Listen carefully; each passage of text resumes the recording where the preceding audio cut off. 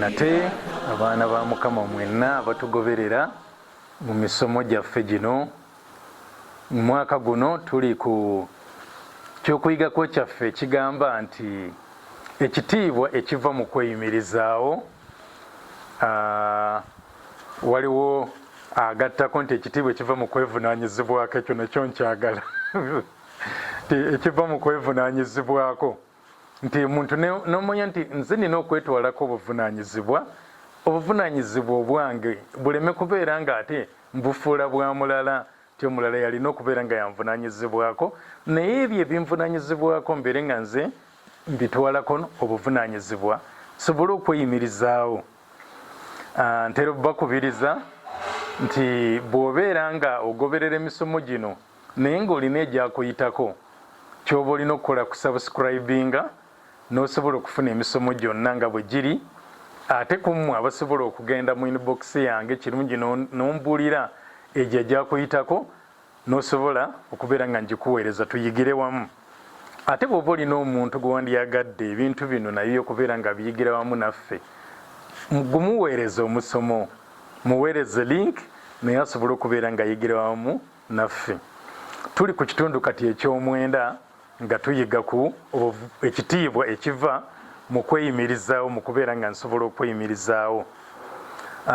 Kyenjagala okwogerako nti abamu ndaba mubitaddemuko ku muzannyo,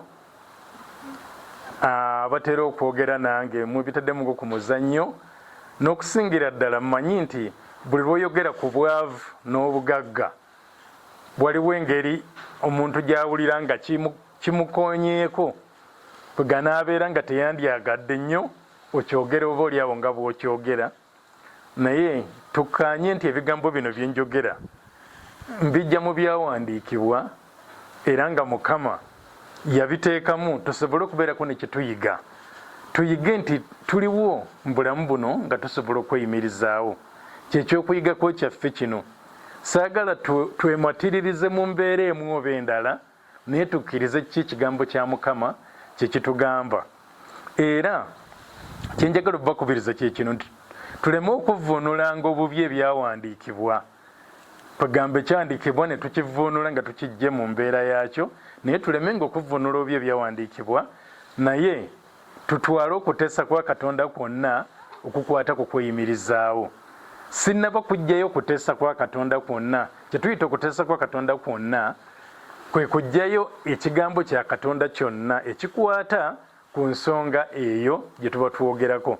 Kati okuteesa kwa Katonda kwonna ku bikwatagana okweyimirizaawo sinnaba kubeera nga nkujjayo, naye ate abamu balabika nga batuuse gwe kye kyandikomekkereza nti lwaki otugamba ku bwavu.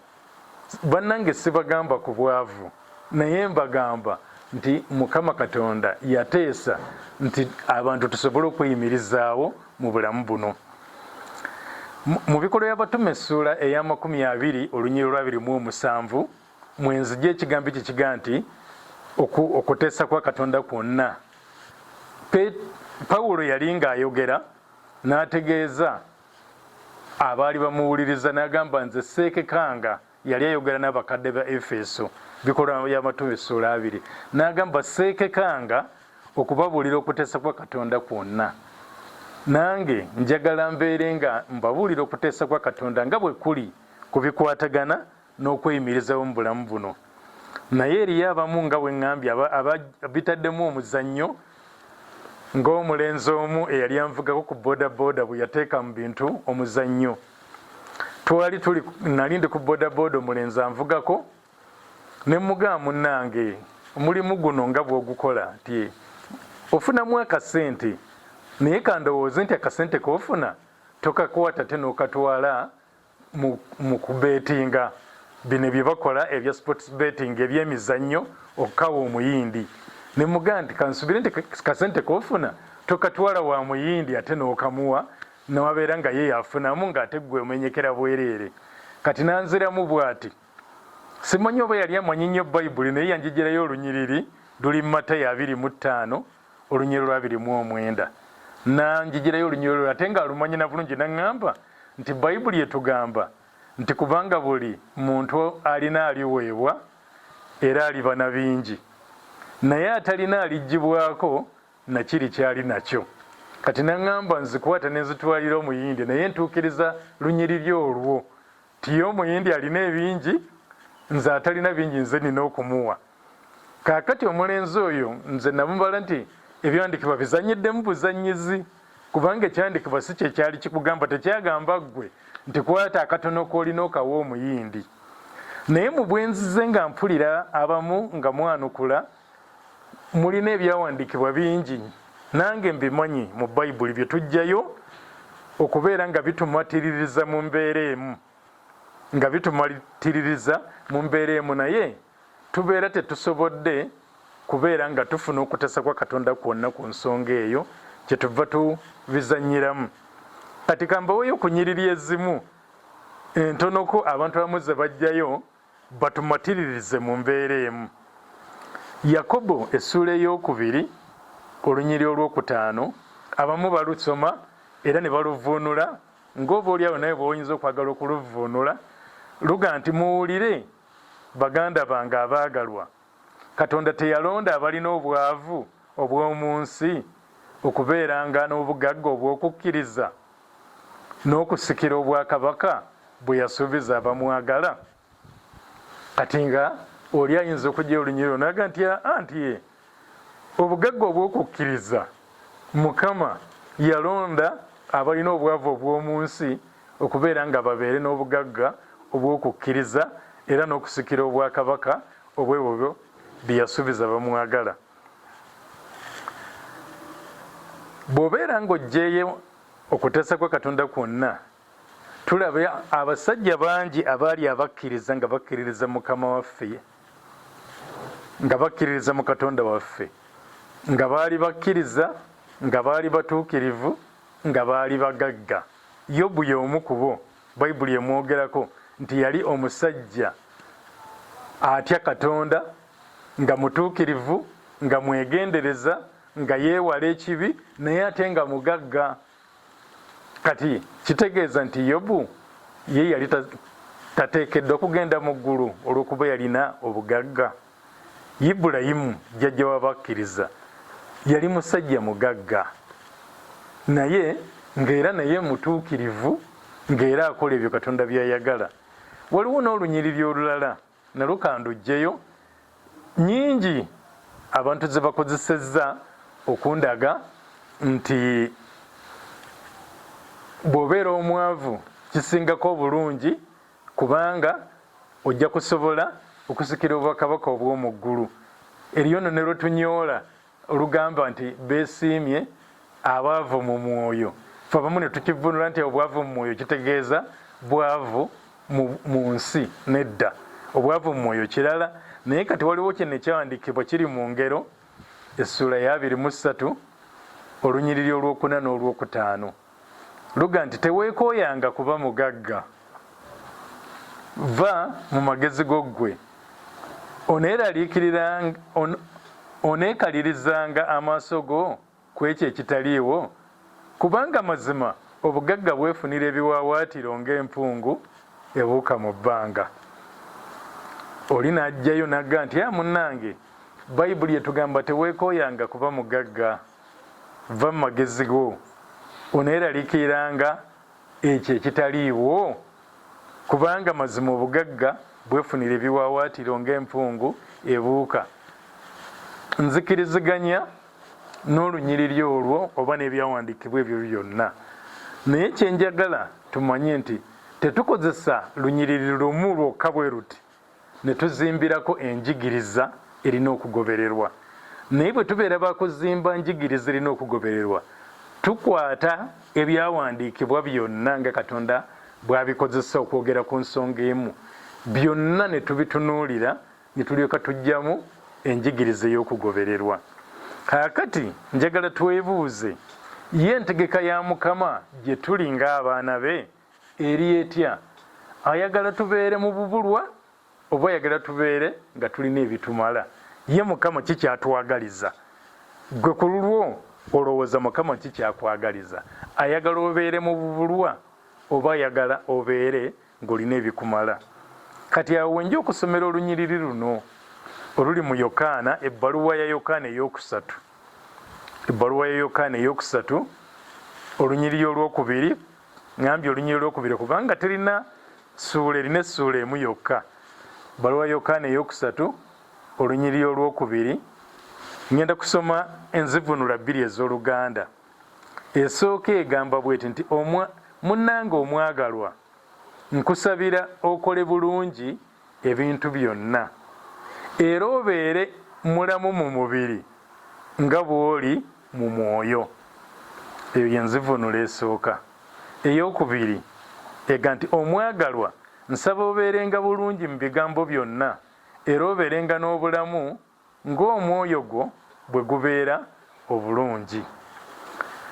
Abavunuzi b'olulimi Oluganda bagezaako okutuvunulira ennyiriri ezo oba olunyiriri olwo, naye terwavaayo bulungi ng'ez'Olungereza bwe zirujjayo.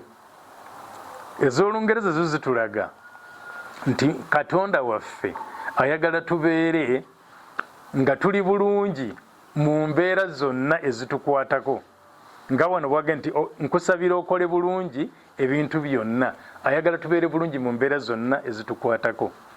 Mu bikwatagana n'ebyobulamu buno, ebintu eby'oku nsi, ayagala tubeere nga tuli bulungi. Mu bikwatagana n'okubeera n'obulamu mu mibiri gyaffe, ayagala tubeere nga tuli balamu. Ate ne mu nsonga ezikwatagana n'okubeera obulungi ku ludda olw'omwoyo, ne ku ludda olw'omwoyo ayagala tubeere nga tukulaakulana.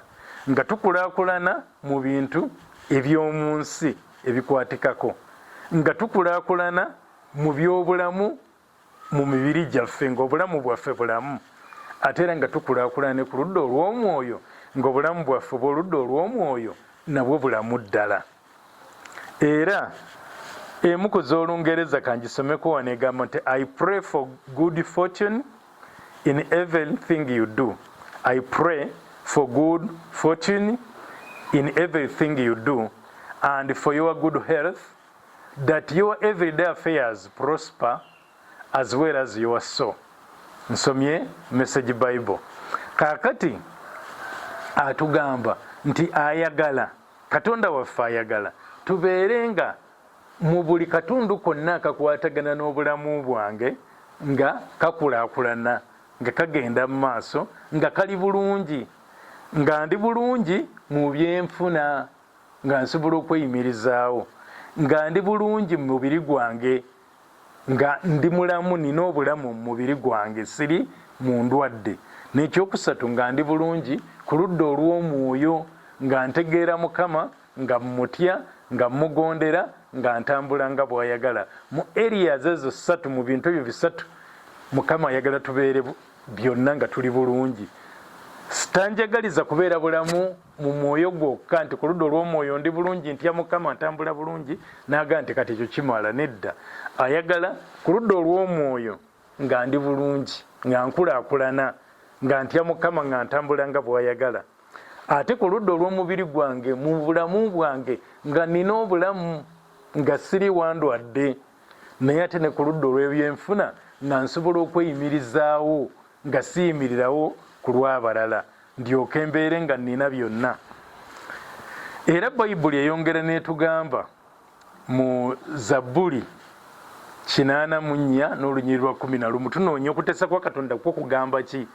Nga tonnaba kugamba nti abo abaavu, olunyiriri lwe twasomye olugamba nti muwulire baganda bange mmwe abaagalwa, Katonda teyalonda abalina obwavu obw'omu nsi okubeera n'obugagga obw'okukkiriza nga sinnaba kuzimba njigiriza efaanana bw'etyo nti omuntu okubeera omugagga mu kukkiriza ateekeddwa kubeera mwavu.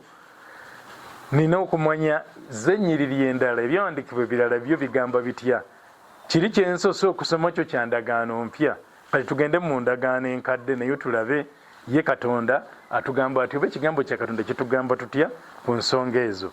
Zabbuli 84:11 luga nti kubanga Mukama Katonda y'enjuba y'engabo, Mukama anaagabanga ekisa n'ekitiibwa, tammenga kintu kirungi kyonna abo abeegendereza.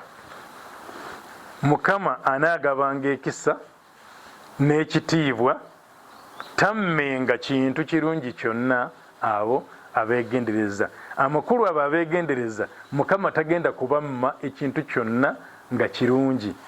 Waliwo kyomanyi nti kirungi, ekyo ekirungi ekyo Bayibuli egambye nti Mukama Katonda waffe oyo enjuba era engabo tagenda kumma kintu kirungi eri abo abeegendereza. Oli mwegendereza, otya Katonda, otambula ng'ekigambo kya Katonda bwe kikugamba. Bayibuli egambye Mukama tammenga ekintu ekirungi kyonna abo abeegendereza. Kaakati obuzibu buva we wano. Bayibuli egambye nti Mukama tammenga kintu kirungi kyonna abeegendereza. Amakulu agenda kukibawa, naye akibawa atya? Mukama ekirungi kyonna kyatajja kubeera nga nnyima, akimpa ng'ennono ze bwe ziri, nga enkola gye yateekawo mwalina okukimpeera nga bwe ziri. Ennono za Mukama nga bwe ziri, bwe kityo bw'ajja okumpa buli kintu kyonna ekirungi kye neegomba nga nze eyeegendereza. Nnono ki? Kati njagala tuddeyo mu lubereberye tulabe Mukama Katonda ng'ayogera ku bikwatagana n'engeri gye nteekeddwa okulyamu, okweyimirizaawo, okubeerawo. Lubereberye essula ya 3 olunyiriro 19. Nga tonnaba kuvvuunula byawandiikibwa birala byonna ebyajja oluvannyuma lwa lubereberye, sooka omanye ye lubereberye yali agamba ki. Emu ku nnono enkuukutivu ey'okuvvuunula ebyawandiikibwa mu Bayibuli yeeyo ey'okuddayo n'osooka onoonya ekigambo ekyo kye ŋŋenda okubeera nga njogerako kyasooka kwogerwako wa mu byawandiikibwa. Ennono gye njagala okuzimba mu Bayibuli wa gye yasooka okubeera ng'eyogerwako mu byawandiikibwa. Eyo emu ku nnono ez'okuvvuunulamu ebyawandiikibwa mu ngeri entuufu. Kaakati mu lubereberye essula ya 3 n'olunyiriro 19 tulaba nga waga nti muntu yo ez'omu maaso go mw'onooliranga emmere. Muntu yo ez'omu maaso go mw'onaaliranga emmere. Amakulu njagala okulya emmere, bw'obeera nga ansa yeegamba nti ye, Mukama agamba olina kugiriira muntu yo ez'omu maaso go. Olina kugirya ng'eva mu ntuuyo zo, ng'ogiriira mu ntuuyo ez'omu maaso go. Mukama tasobola kumma kintu kirungi kyonna senga obeera nga bwewaddeyo n'otuuyana asobole okubeera nga akutuusa ku ekyo. Ye Mukama mwetegefu okukugabirira buli kintu kyonna ekirungi, naye ng'ennono ze bwe ziri ez'okuba nti emmere gy'olya erina kuva mu ntuuyo zo. Wagamba lubereberye 3:19 nti mu ntuuyo ez'omu maaso go mw'onaaliranga emmere ne mu nfuufu mw'olidda. Nga nkyali mulamu, nga sinnaba kudda mu ttaka, nga nkyali mulamu, nina kubeera nga emmere yange eva mu ntuuyo ez'omu maaso gange, nga nkola bukozi, nga ngikolerera. Emmere ekolerwa bukolererwa, eyo nnono ya Mukama, ennono eyajjawo mu ntandikwa bayibuli mu lubereberye essula ya 3 Mukama n'asimba ennono eyo tutambulizengako obulamu bwaffe, tutambulizengako ebitukwatako ng'egamba nti muntu oyo ez'omu maaso go mw'onaaliiranga emmere. Sisina kusuubira kubeera nga waliwo enkola endala yonna mwenzija emmere yange. Twalaba nti ebintu biri bisatu. Oba okola ne weeyimirizaawo muntu oyo ez'omu maaso go nga mw'ojja emmere, oba si ekyo okubeera ng'olina abalala b'okaluubirira okubeera nga bakuyimirizaawo. N'ekyokusatu kwe kulya emmere ng'ogijja mu bukumpanya, kye twalaba nti nno kibi. N'ekyokubiri okulya emmere ng'ogijja mu kusabiriza nakyo kiswaza. Naye kaakati okulya emmere nga yo osigala nga oweebwa ekitiibwa y'ey'okubeera nga otuuyana ne weekolera neweekolera emirimu gyo n'ojjamu ebyo ebikuyimirizaawo. Kati n'olwekyo bannange abatandise okusaagira mu bintu bino tuleme kubisaagiramu, ate n'okusingira ddala bw'oba olina abantu abakugoberera, bw'onojjayo ebyawandiikibwa n'obikyamya, oba oli awo obasanyuse naye nga olina abakugoberera onooba obakoze bubi, naye abantu abo balage okuteesa kwa Katonda kwonna okukwatagana n'okweyimirizaawo, basobole okweyimirizaawo mu bulamu buno ng'ekyokuyigako kyaffe bwe kiri eky'omwaka guno. Mukama abeere nammwe era abakole bulungi. Amiina era amiina.